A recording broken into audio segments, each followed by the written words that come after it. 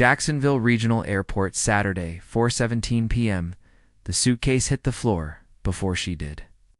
It slipped from the side of her chair, landed with a flat thud, and rolled a few inches toward the walkway. People passed. Nobody stopped. Cassidy Brennan didn't move. She couldn't. Her hands tightened slightly on the armrests, but she didn't lean forward, didn't ask. Her fingers twitched once like they used to before she got tired of needing help. The assistant who wheeled her in had vanished the moment she parked her near. Gate 12. Cassidy hadn't asked where she was going. She already knew. Somewhere quieter, somewhere away from her. Rain had started to whisper against the windows. Not enough to soak the runways, just enough to blur the horizon. A storm was coming, the kind that traps planes and exposes tempers. She'd been warned of delays. She just hadn't expected to be left behind before boarding even began. Across the terminal, Lucas Grant adjusted the backpack strap on his son's shoulder. Aiden was 8. All elbows, sneakers, and nervous energy. "Dad," the boy whispered, tugging his sleeve. She dropped her bag. Lucas followed his gaze. 10 feet away, a woman sat in a wheelchair near the window. Her suitcase was tipped on its side. No one seemed to notice. She didn't seem surprised. Lucas hesitated. There were places to be, times to make, but some silences speak louder than schedules. He stepped forward. Cassidy didn't look up as he approached. He crouched beside the suitcase, lifted it gently by the handle, and placed it upright next to her chair. "You've got a rebellious one here," he said, brushing the side. "We must have felt left out." She turned her head slightly. Her expression didn't shift, but her eyes, sharp, steady, met his. A quiet beat passed. Then she gave a single nod. Lucas offered the kind of smile people give when they don't want to make something bigger than it is. Then he glanced toward the windows. Draft near the glass was starting to creep down the aisle. "You're right in the path of that cold air," he said. "Want to move a little?" She didn't answer, but she didn't stop him either. He stepped behind her chair and gently pushed it 3 feet to the left, just under a soft overhead light beside a structural pillar. The air there was still warmer. She didn't thank him. She didn't need to. Lucas didn't linger, gave a small nod in return, turned, and walked back to Aiden, who was waiting with both hands in his jacket pockets. As they disappeared toward the far end of the terminal, Cassidy's gaze followed for a moment longer than it needed to. Then she looked down at her lap. Her phone was still there, unopened messages blinking from her father's office. She locked the screen and slid the phone into her bag. Outside, the rain picked up. Inside, the terminal remained as it was. Loud, distracted, moving, but she wasn't entirely still anymore. Something had shifted. Nothing loud, nothing dramatic. Just one person who hadn't walked past her. And for the first time that day, Cassidy Brennan felt less like a passenger being managed and more like a person again. The rain was tapping harder now. After seeing his son Aiden off at the airport, gate for the school baseball tournament, accompanied by the supervising teacher, Lucas paused and patted his jacket pocket. "My coat," he muttered. Left it back by the window. Lucas turned back, retracing his steps through the slow crowd, the overhead announcements fading into background noise. Cassidy was still there, still in that new spot he had moved her to, still, alone, her suitcase upright now, her gaze once distant, now fixed directly on him. Lucas picked up the coat from the empty chair beside her, nodded a polite acknowledgement, and unexpectedly, she spoke. "Do you always help strangers like that?" Her voice was steady, soft, but not fragile. It came from someone used to being looked past, not spoken to. Lucas straightened, holding the coat. Only the ones who drop their luggage in plain sight. Her lips curved slightly, the faintest trace of something halfway between sarcasm and curiosity. "Thanks," she said, "for not talking down to me." Lucas sat not too close, just the next seat over. "You looked like you didn't want to help," he replied, "but needed it anyway."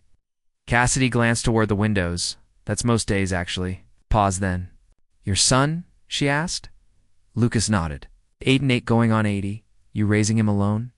He nodded again since he was 3. Cassid's eyes softened. That's hard.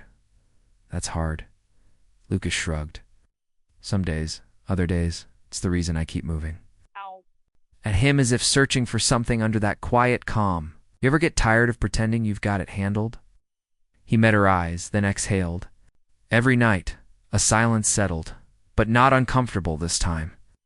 Then Cassidy looked down at her lap, fingers grazing the hem of her sleeve. Her next words came slower.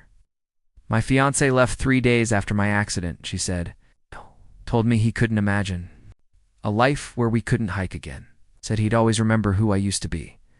Lucas didn't flinch, didn't look away. That's not love, he said plainly. Cassid's gaze didn't move from her hands.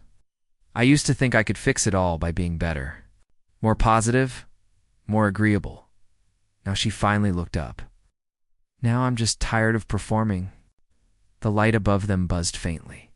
Somewhere nearby, a child laughed at a video game. Lucas leaned forward, elbows on his knees. You're not a performance. You're a person. A beat passed.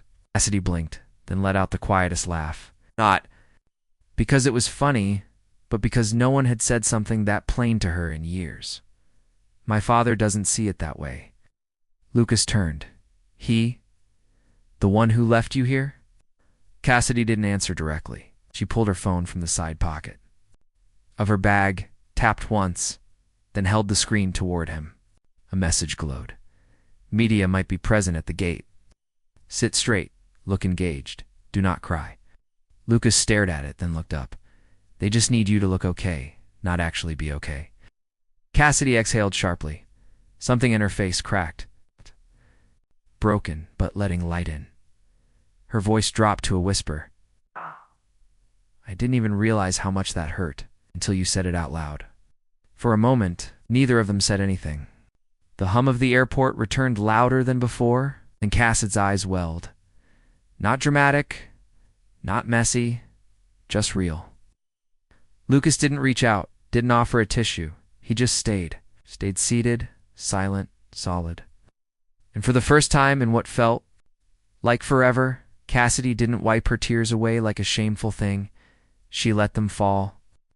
Outside, the storm was beginning to roll in. But inside, something softer was finally starting to break open. The clock on the terminal screen blinked. 5:28 p.m. Cassid's fingers hovered over the phone screen. The message from her father's assistant still glared up at her. Media might be present at the gate. Sit straight. Look engaged. Do not cry. She tapped back. Her thumb paused. And then she did something she'd never done before. She deleted the message. No reply, no explanation, just silence. Lucas saw it. Not the message, but the way her shoulders lowered. A kind of invisible burden dropped. You okay? He asked. Cassidy glanced up. No, she said. Then after a breath. But that's kind of the point, right? Lucas nodded slowly. Yeah, it is. She turned toward him, her tone quieter now, but steady. When did we all decide that broken means useless? I don't think we decided, he said. I think someone else decided. For us, and we've been playing along ever since. Cassid's laugh came out soft, brittle. You talk like someone who got tired of pretending. Lucas tilted his head. I did, but I've still got to fake it sometimes for Aiden's sake. There was a moment. Between them, not romantic, not heavy, just honest. Then Cassidy looked past Lucas toward the far end of the terminal. A young boy was walking too fast, one shoe untied, dragging a tiny suitcase behind him. He tripped. His head hit the floor with a sharp thud. The terminal went still for half a second. Lucas stood up instinctively. Cassid's voice cut through. Firm. Don't move him yet. Check his head. See if he responds. Lucas knelt beside the boy. Hey, buddy. Can you hear me? The boy whimpered. His mother arrived seconds later, panicked. Cassidy kept speaking, clear and calm. Looked for swelling. If it's just a bump, he's okay. If he vomits, call med staff. Lucas followed every word. The boy clung to his mother, scared but alert. Cassidy exhaled, the tension in her body easing. She looked down at her hands. They were shaking. Lucas returned a few minutes later, his eyes on her. That was fast thinking. She shrugged, then smiled faintly. Right. Before all this, I was halfway through med school. Lucas's expression changed. Surprise, then something like recognition. Cassidy looked away. I dropped out. After the accident, they made it clear the optics wouldn't be ideal. A disabled Brennan daughter treating patients. Not exactly brand safe. Lucas sat again, this time closer. That's not failure. Yes. She didn't answer at first. Then you know what scared me most about that little boy falling? Lucas shook his head. That for a second, she said, voice cracking. I remembered what it felt like to be useful. She turned toward him now, and the pain wasn't masked anymore. I've spent 2 years in a house where everyone does things for me, dresses me, talks for me, plans my schedule, but no one ever needs me. Lucas said nothing. He didn't rush to comfort her. He let the words land, then quietly, he just saved a kid from a possible head injury. That's not nothing. Cassidy gave a short breath of a laugh. Don't give me a medal. Just maybe talk to me like I'm still here sometimes. Lucas looked her directly in the eyes. You're here. I see you. The PA system echoed across the terminal. Final boarding call for Brennan Jet Private Aircraft Gate 9. Cassidy flinched almost instinctively. Her phone buzzed again. She didn't check it. Instead, she looked at Lucas. I'm supposed to go, she said. They've got a car waiting on the tarmac. Driver, PR rep. I'm sure there's even a stylist. Lucas raised a brow. And what do you want? Paused, then shook her head. That's the thing. I don't know. Lucas leaned in slightly. Then maybe don't go anywhere until you do. Cassidy smiled, small but real. And for the first time in 2 years, she didn't move because someone told her to. She stayed. Cassidy watched Lucas closely. The way he rubbed his palms together after returning to his seat, the way he looked down, thoughtful. He didn't speak first this time, neither did she. The boy who had fallen earlier was now sitting upright beside his mother, nibbling a granola bar. No vomiting, no swelling, no, he'd be okay. You did well, Lucas finally said. I remembered more than I expected to. You didn't just remember, he replied. You took charge. The room shifted when you spoke. Cassidy looked down. Yeah, well, I used to think one day I'd save lives. I'm barely trusted to choose my brand of shampoo. Lucas blinked slowly. That's the cruelest part of survival, isn't it? You come out alive, but everything you were gets taken off the table. Cassidy let that sit. Then with almost no inflection. You want to know how I got in the wheelchair? Lucas met her eyes, not with pity, but readiness. Only if you want to tell me. She nodded just once, then started. It was during a media campaign. Said Brennan Foundation was sponsoring this weekend of wellness hike in Colorado, part of a PR blitz for our health initiative. Lucas's brow tightened. My father wanted optics, drone shots, branded jackets, celebrities posting selfies. I wasn't even supposed to hike, but I didn't want to just wave from a lodge balcony. She paused, looked up. I went. Slipped on shale during hour 2. Rolled 20 feet. Spinal fracture. 2 ribs punctured a lung. Lucas sat very still. They airlifted. Me. I woke up 4 days later in a private suite, and I wasn't allowed to speak to press. My accident was off-branded. Lucas clenched his jaw. So they buried it. They rewrote it. Said I was injured at a family retreat. Quiet dignity. Heroic recovery. You know what I remember most? He waited. Cassidy tapped her temple. As soon as I woke up, my father's team brought in a stylist. They did my hair and makeup before he walked in because his expression would be. On camera, she didn't cry. She didn't flinch. She just looked tired of hiding it. Lucas exhaled sharply, sat back. They didn't even let you process it. They gave me a list, she said. Cassidy reached into the small leather bag hanging from the side of her wheelchair. She pulled out a folder, neatly creased, printed on premium paper. She handed it to him. Inside a 6-month itinerary, every day mapped out board meetings, product launches, product foundation, galas, TV interviews, keynote speeches on topics she never chose. Lucas flipped page after page. Not a single gap, he muttered. Quote, "At the bottom of every page," Cassidy said. "You see it?" Lucas found it. Tiny italics. "No absence without medical justification." He looked up. "Is this legal?" Cassidy laughed one dry, hollow breath. "It's not a contract, just an expectation. Expectations are the currency in my family." Lucas slowly handed it back. "Did they ever ask what you wanted?" "No," Cassidy said, "but also, I stopped expecting them to." She looked away, and her voice changed softer, less guarded. "I used to be proud of being a Brennan," she said, "until I realized everyone around me loved the name, not the girl carrying it." Lucas didn't respond right away, then with conviction. "Maybe it's time they meet the girl, not the brand." Cassidy let that settle in her chest, not just the words, the truth in them. Then her phone buzzed. The screen lit up. "Incoming call? Dad? Private line?" She stared. It kept ringing. Lucas tilted his head. "Do you want to take it?" Cassidy didn't answer. She hit decline. Lucas watched her closely. "That's a choice." "I know," she whispered. "I think I need to feel what it's like to choose again." Cassidy tore the bottom page off the itinerary, the one with the, quote, she folded it into a square, rolled it between her fingers, then slipped it into a trash can beside her chair.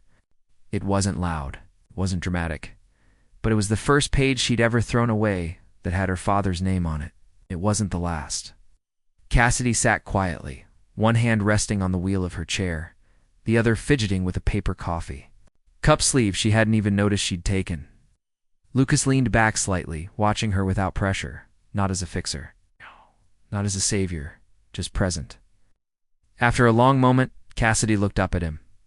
"What time is it?" she asked. "Just past." "6." She nodded once, then her voice dropped low. The car from the jet was supposed to arrive at 6:05. Lucas glanced at the wide hallway beyond the lounge. Quiet, no black SUVs in sight, no men in suits. "You don't have to go," he said. Cassid's eyes stayed on the window, was raised to believe. "I never had that choice." Lucas checked his phone, signal strong, then he said it out loud. "What if they're late?" Cassidy turned toward him. "They don't run late." A quiet beat. She pulled out her phone, checked for updates. Nothing.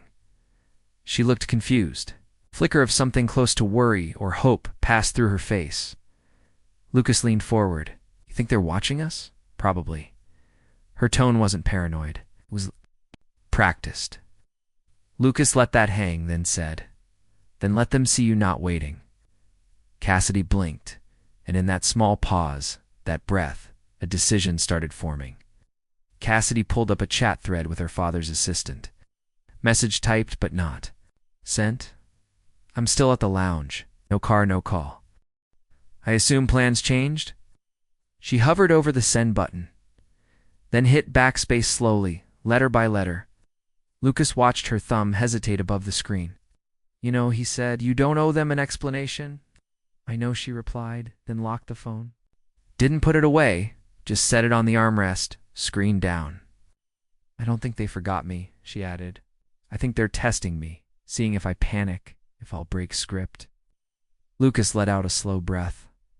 "So what happens if you don't?" Cassidy looked at him, long measured, then, "I'm off the schedule." A tiny smile appeared. Not joy, not relief, something stranger, like vertigo. "Maybe that's what I've needed all along." The room buzzed faintly with airport announcements, delays, gates, reminders. Cassidy listened like a child trying to pick out a single voice in a storm.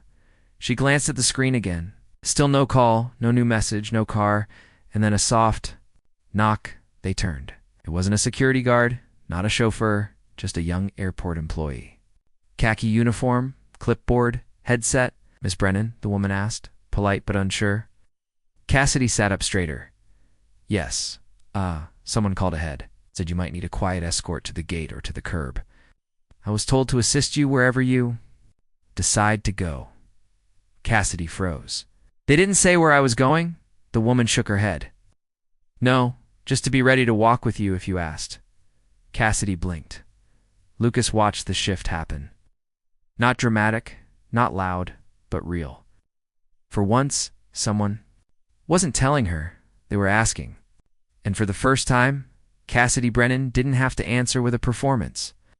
Cassidy turned toward Lucas, her voice soft but firm. I think I want to go somewhere, even if I don't know where yet. Lucas stood. Then let's go find that somewhere. And Cassidy, not the CEO's daughter, not the face on magazine covers, but the woman who just took her first unscheduled breath, nodded.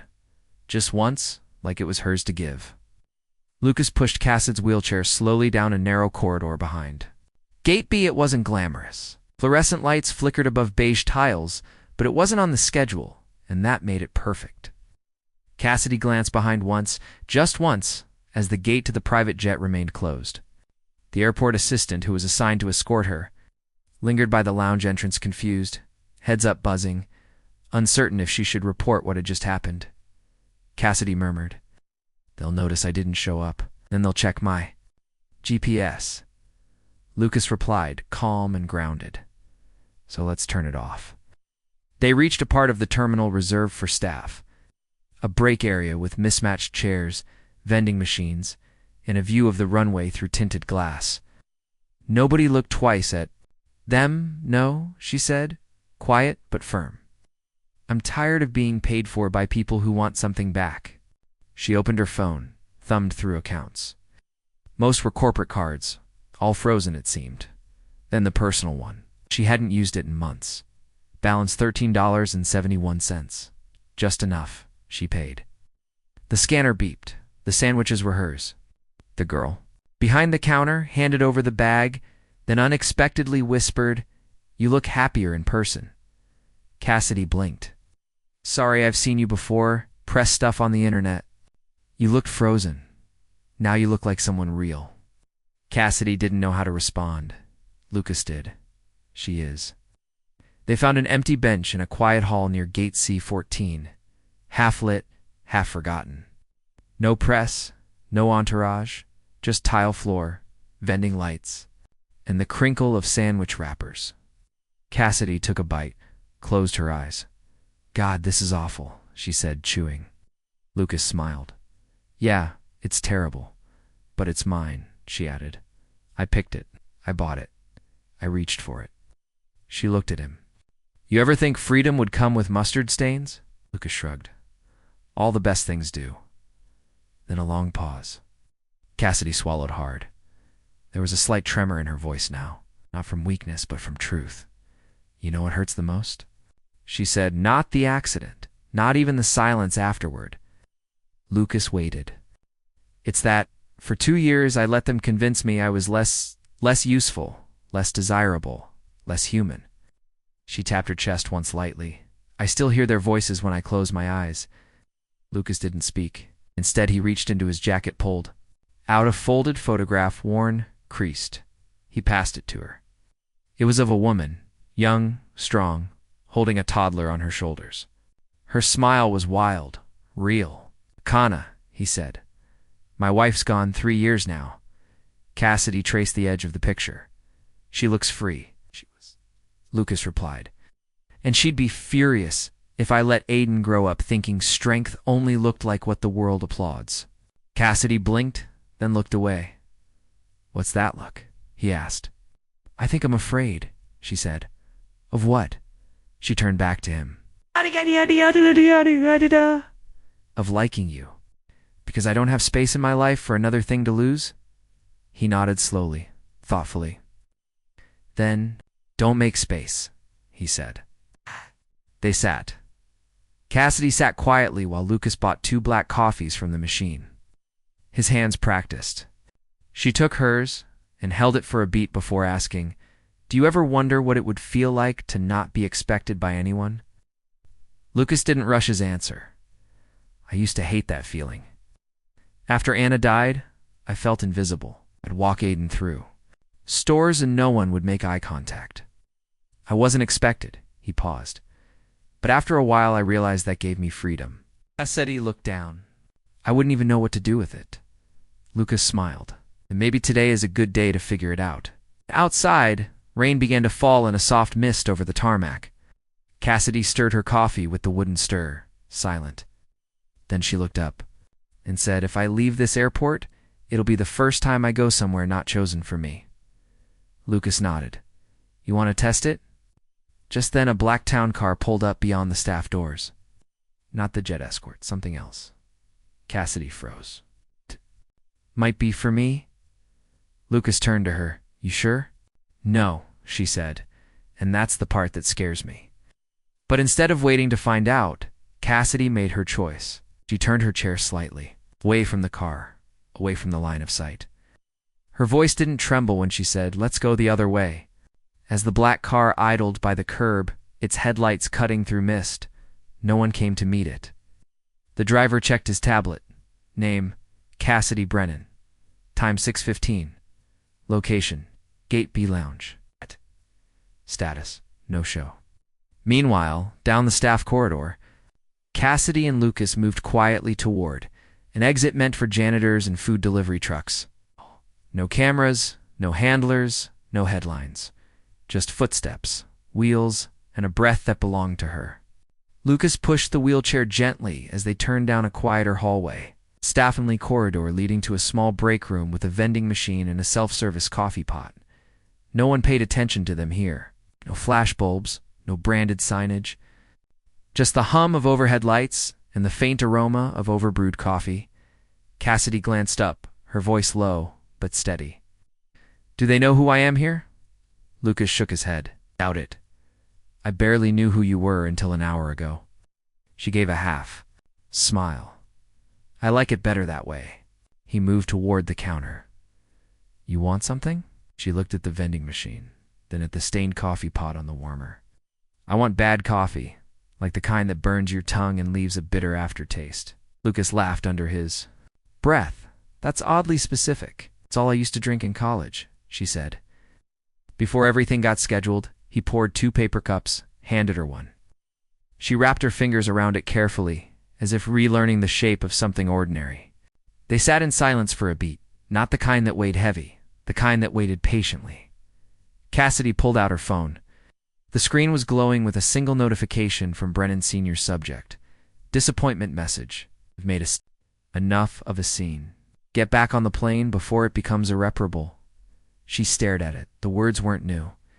The tone wasn't surprising, but her reaction was no anger, no panic, just a slow, deep breath. Then she opened a new message. Typed each word with purpose. "I wasn't born to be your brand. I wasn't built for your schedule. I'm not a scandal waiting to happen. I'm just your daughter who needed a father. And what I got was an itinerary." She hovered over the send button. Lucas, watching from the corner of his eye, didn't interrupt. She hit send, then closed the phone. No ceremony, no drama, just closure. At the far corner of the room, a toddler sat cross-legged on the floor, coloring alone. Her mother, likely a baggage worker, was napping with her head tilted back in a plastic chair.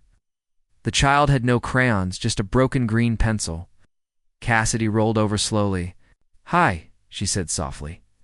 The girl looked up wide-eyed.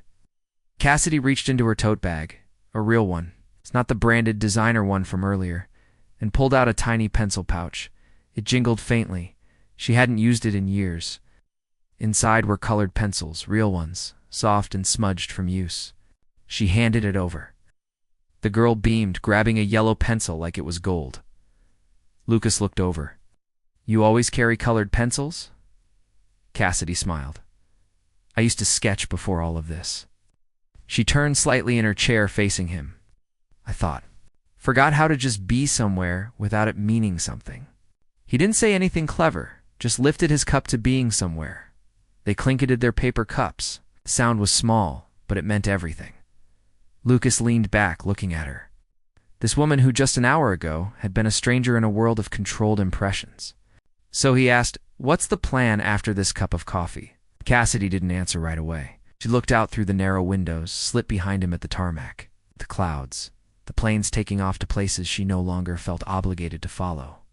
"I guess I'm still figuring that out," she said, then glancing at him, "You curious?" Lucas raised an eyebrow.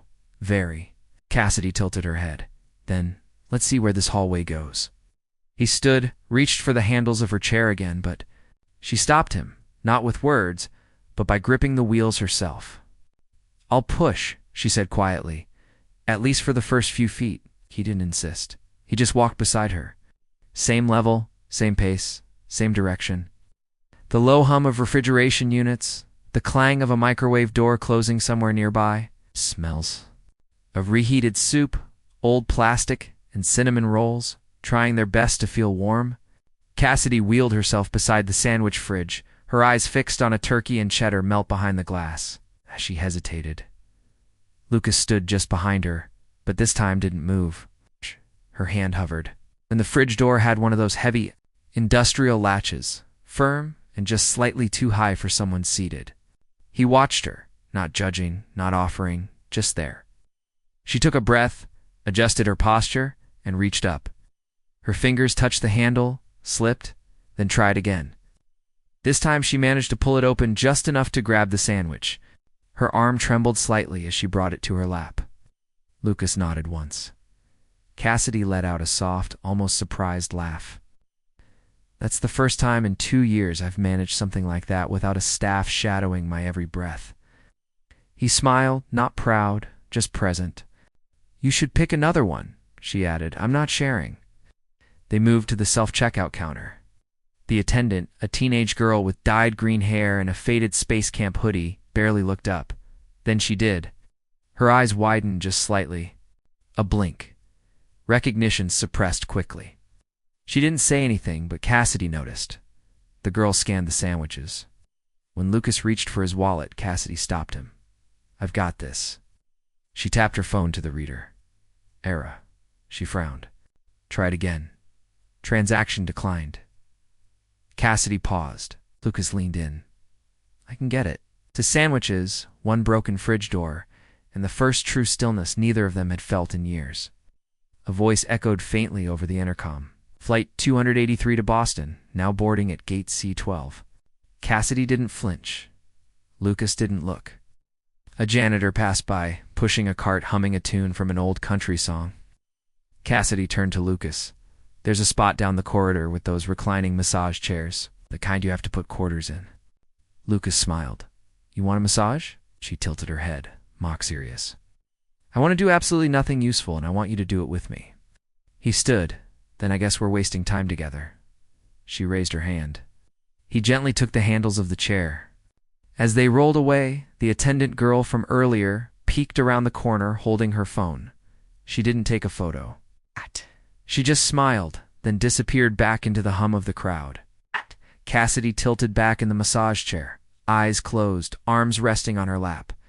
Lucas sat 2 seats away, not touching, not rushing, just there, his elbow propped on the armrest, one finger tapping the edge of a quarter slot. Neither of them said anything until she opened one eye.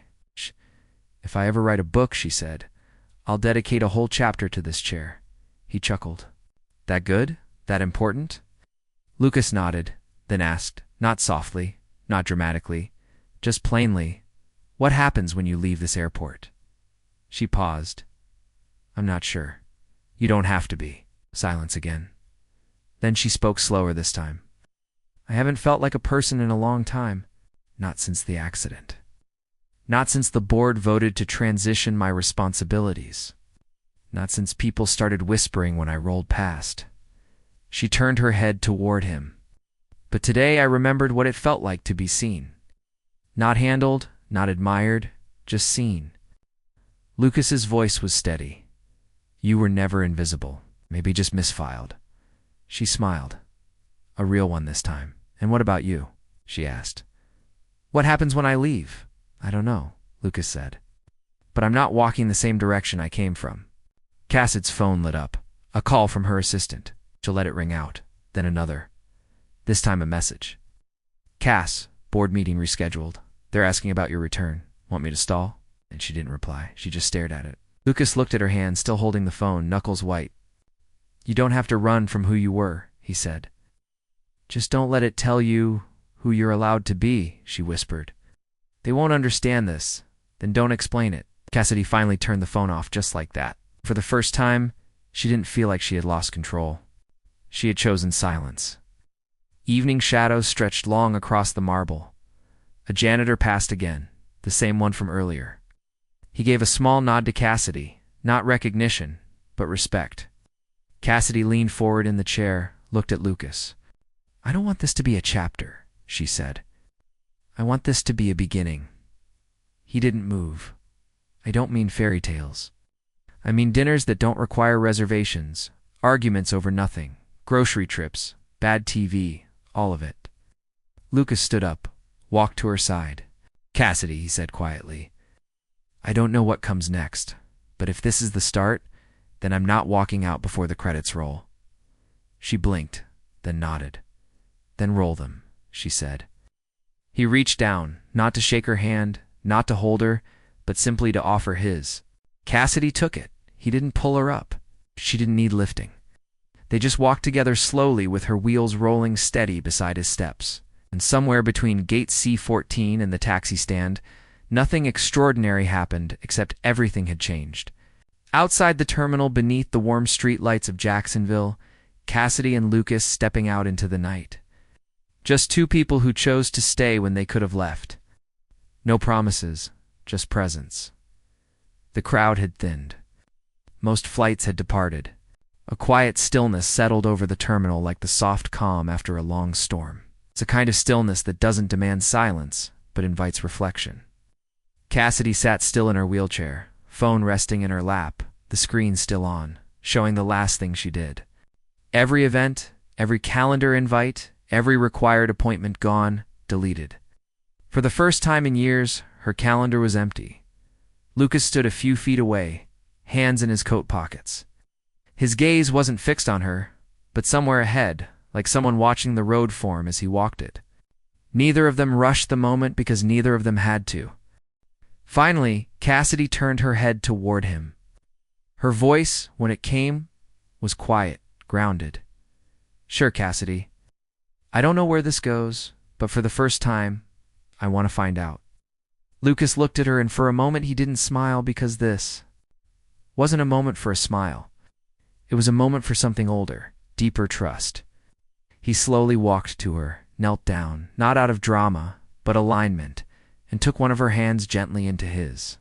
No declarations, no fireworks, no, "let's see where this leads" cliché. Just a stillness that meant "I'm not going anywhere." She whispered again, half laughing through the aftershock of what she'd just erased. "I'm scared, Lucas." "Yeah, me too." She let out a breath, shaky but free. The kind of breath that makes your shoulders drop and your chest feel human again. And then he stood up behind her. No speech, no permission, just a gentle push of the wheelchair toward the exit doors. Cassidy didn't ask where they were going because, for the first time since the accident, she didn't care about the next destination, only about the next step and who was taking it beside her.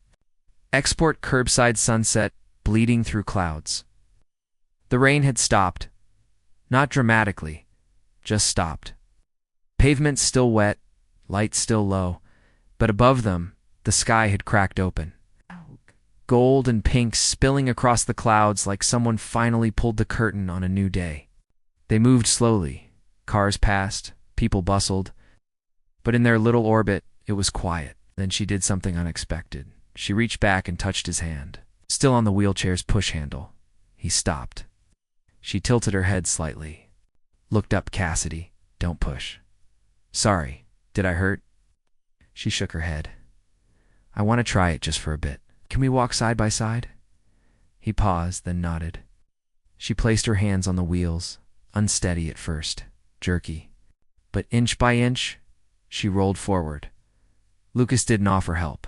He just walked next to her. Same pace, same direction, no pressure. And together, they left the terminal. Not as saviors or survivors, not as CEO's daughter or widower or patient or protector. It's just two people who met in the space between where plans fall apart and something real begins. Some people enter your life with promises, schedules, expectations. Others arrive in silence and stay by choice. He didn't fix her. Didn't complete him. But they both showed up on a day when no one was supposed to stay. And from a terminal where no flights ever took off. Two people who didn't choose where they were headed, but chose to walk it together. Thank you for staying with us until the very end of this emotional journey. If this story touched your heart, please give it a like and subscribe to our channel. We share new, inspiring stories every day, each one deeper, richer, and more unforgettable. See you in the next chapter of Behind Money.